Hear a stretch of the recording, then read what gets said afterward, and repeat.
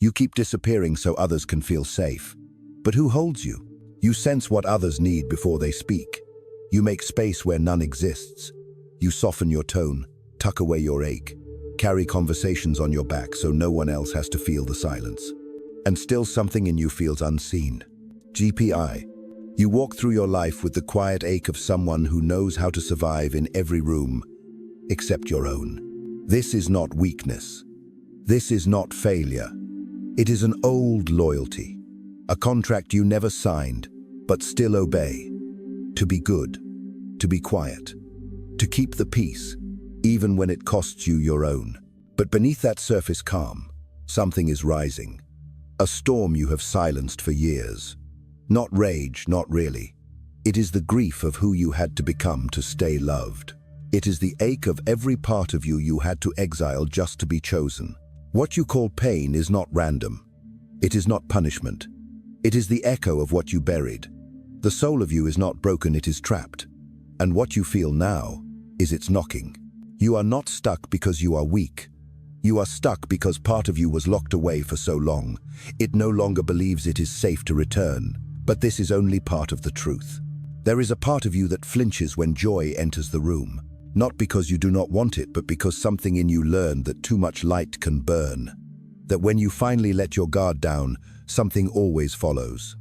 A coldness, a silence, a consequence for being too open, too bright, too much. You did not invent this fear. It was passed to you like a torch in the dark. You watched others shrink to survive. You saw how they kept their voices soft, their needs small, their presence quiet. You learned, without being told, that love often came with a condition, vanish just enough to be accepted. So you disappeared, not all at once, but in pieces. You abandoned your wildness. You numbed your instincts. You laughed when you wanted to cry. You became who they needed you to be, not because you were weak, but because it was the only way to stay close. And now, those fragments call to you from the corners of your inner world. They show up as restlessness, as exhaustion you cannot explain, as the sense that no matter what you do, something essential is missing. You have built a life that looks whole from the outside, but inside there is a room you never enter. A room filled with everything you were told was too much, too loud, too needy, too sensitive, and locked inside that room is not just the sorrow. There is fire there. There is power. There is your voice, unshaped, unfiltered, honest. But when you stand near the door, something stops you. Guilt, maybe, or fear, or that old voice that still whispers, you are not allowed. And yet, there is something deeper still. Because what no one told you was this, that shadow you run from. It is not your enemy. It is the part of you that remembers who you were before you learned to hide. You were never too much. You were simply unmirrored. When you were angry, they told you to calm down. When you cried, they changed the subject. When you were joyful, they warned you not to get your hopes up. The full spectrum of you, the heat, the light, the storm, the silence had nowhere to land. No eyes to say, I see you, and you make sense. So you split. Not consciously, not maliciously. You just learned that some feelings were safe and others were dangerous. Some parts brought love and others brought distance. You became the version of yourself that kept you fed, kept you hugged, kept you safe. And the rest? You placed those pieces behind a mirror. Not gone, but inverted, unseen, misunderstood, even by you. And now, the mirror lives inside you. You look at yourself through it every day and wonder why something feels off. Why you never quite feel at home in your own skin. Why every success tastes a little hollow. Why you can be surrounded by people and still feel like no one truly sees you. That mirror is not truth. It is a survival relic. It shows you what you had to be, not who you are. And yet, this is where the ache becomes invitation. Because the parts of you behind that mirror, they are not trying to ruin your life. They are trying to bring you back to it. They appear as triggers, as patterns you cannot break, as relationships that replay the same wounds in different voices. Not because you are broken, but because something inside you still longs to be witnessed. That silence, it has a story. It says, I waited for you. I never stopped waiting. And the question now is this: will you turn toward that silence? Will you meet your own reflection not as a flaw to fix, but as a child to remember? Because beneath the shame and confusion is a reunion waiting to happen. There is a voice in you that has not spoken in years. Not because it disappeared, not because it was wrong, but because it was silenced gently, slowly, over time until you forgot it ever belonged to you. It was the voice that once said, "I need." The voice that asked, "Why not me?" The voice that dared to say, "This hurts," when no one else was ready to hear it. And in those early moments when you were met with dismissal, punishment, or cold distance, you learned to bury that voice deep within yourself. And so, it did not vanish. It whispered, it wept, it waited. And now, when life grows quiet, you feel it again, not as words, as a weight, as tension in your chest, as tears that gather for no reason you can explain, as the creeping sense that something essential has been missing for far too long. This is not weakness. This is not dysfunction. This is the soul of you, still trying to reach the surface. You may have tried to numb it, with achievement, with control, with people-pleasing or self-sacrifice or endless busyness. But the ache remains because it does not want you to perform. It wants you to return. And return means remembering. Not the story you told others, but the one you whispered to yourself in the dark. The one that said, "Maybe one day, someone will notice I am not okay." The one that said, "If I make it through this, maybe I will finally be free." You survived by silencing your truth. But freedom does not come from silence. It comes from learning to hear yourself again, and this time, not running. So ask yourself gently, what do I know that I have never said aloud? What part of me has been waiting the longest to be claimed? And who would I become if I stopped apologizing for my hunger to be whole? Because wholeness is not perfection. Wholeness is reunion. Wholeness is reclaiming every part of you you thought had to disappear for love. And what waits for you now is the doorway back. Do not fear the descent. You were told that darkness means danger, that if you start crying, you might never stop, that if you feel the weight of what you have carried, it might crush you. But the truth is this: the soul does not break from feeling too much. It breaks from being silenced. The descent is not punishment. It is passage. You will not fall forever. But you must let yourself fall into the old rooms, into the frozen moments, into the voice of the child who learned to become invisible just to be loved.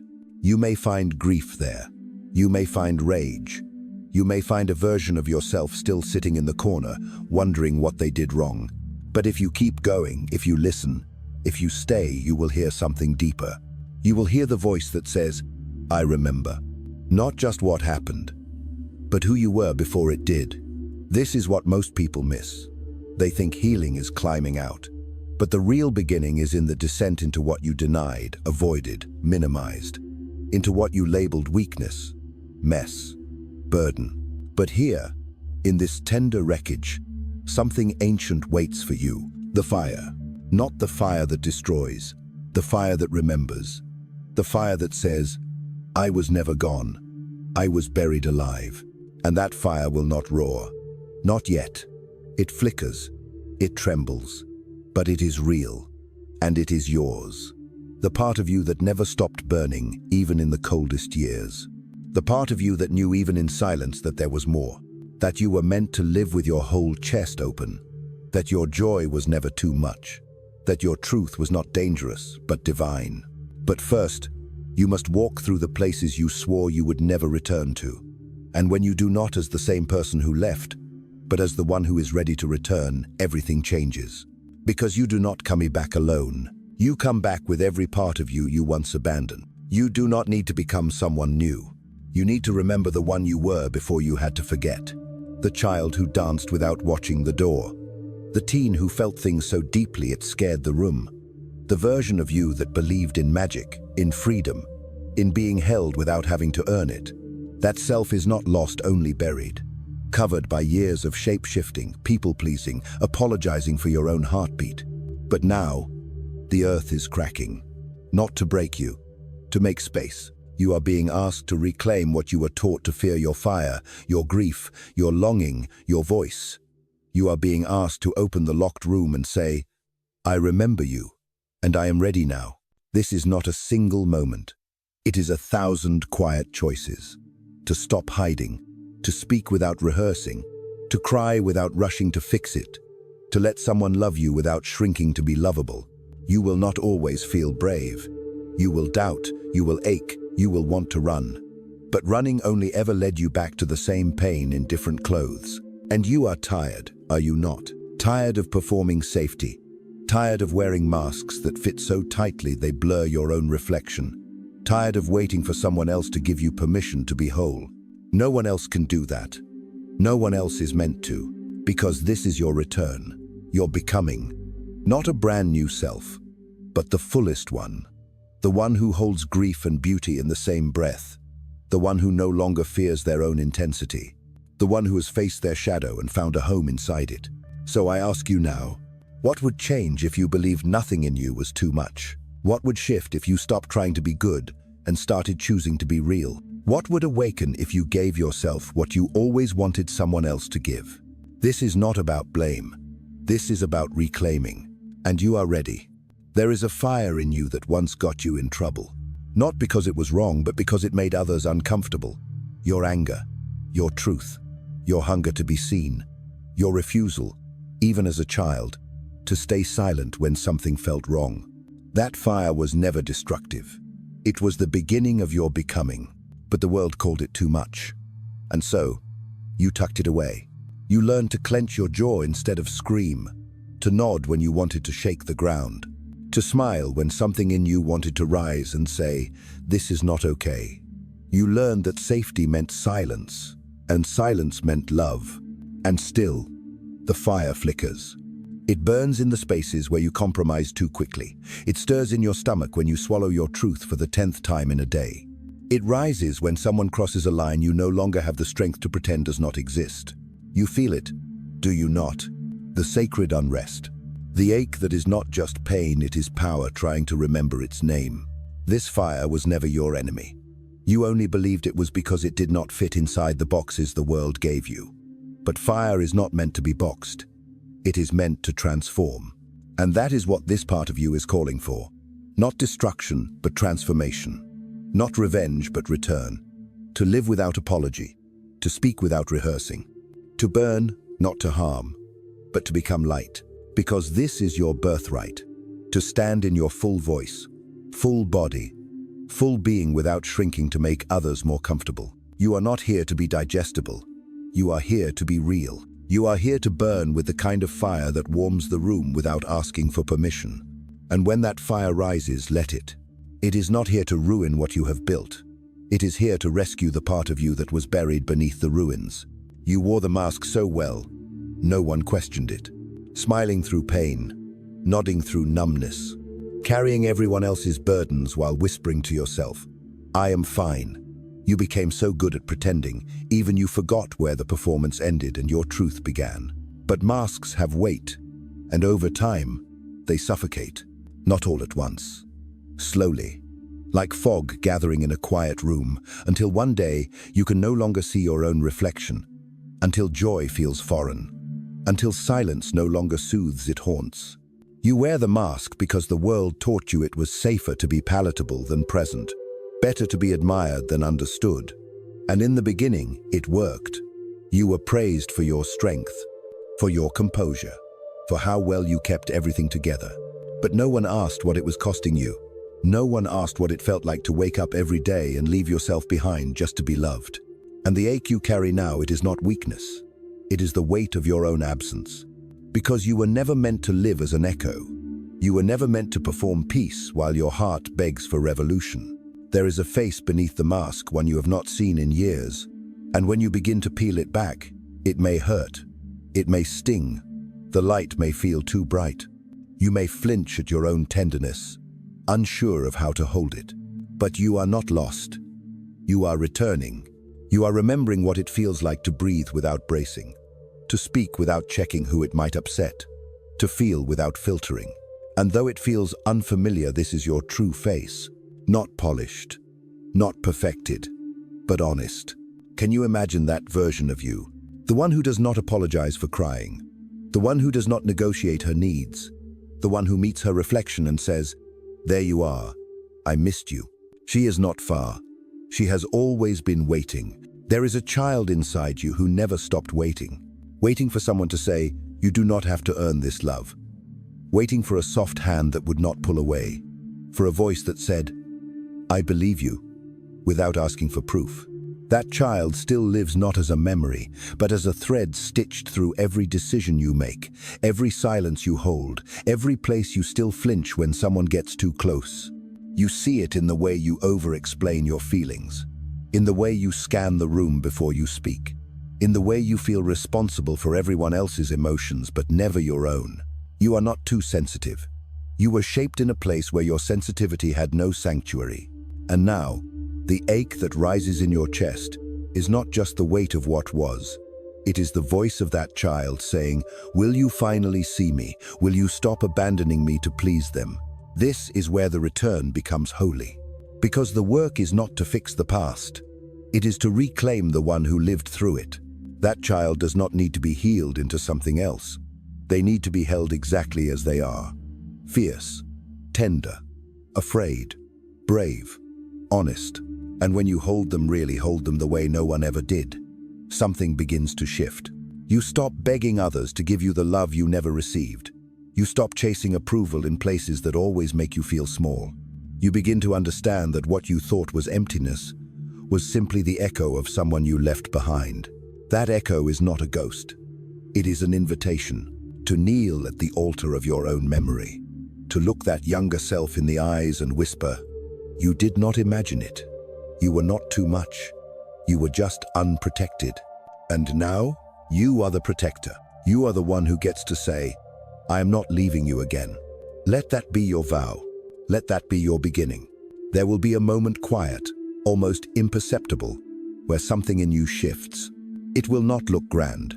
No fireworks. No symphony. It might come in the stillness after a long cry, or in the pause before you speak your truth without shaking. It might come in a whisper the first time you say no, and mean it, or the first time you say yes and do not feel the need to justify it. That moment is not small. It is sacred, because it means you are no longer living to be chosen. You are choosing yourself. It means the mask is cracking, not in despair but in surrender. It means the fire is no longer hidden in your gut, it is lighting your path. And the child in you? She is walking beside you now, not trailing behind. You are becoming the home you always needed. Not flawless, not untouchable, but rooted, real, awake. And yes, there will still be days when the shadows tug at your sleeve, when the ache returns like an old ghost, when you are tempted to forget, to shrink, to fall back into silence. That is not failure. That is the rhythm of returning, because this journey is not linear. It is a spiral. You will come back to the same wounds with new eyes, the same fears with a stronger voice, the same longing but this time with the capacity to hold it instead of collapse beneath it. And when you begin to live from that place, something astonishing happens. You become a mirror. Others feel safer around you, not because you are perfect but because you are present, because your honesty gives them permission to stop pretending, because your fire reminds them they have not gone out. And this is the gift no one can take from you. You turned toward your shadow and found your light. You faced the silence and became the voice. You walked through the locked room and found yourself waiting inside. So now I ask you, who will you become, knowing you are no longer lost? Who will you love, now that you have returned to yourself? And who might you free, simply by being free? Share this with someone who needs to hear it. Leave a comment about your journey. Someone may need to read it. Subscribe if you are ready to grow through this together.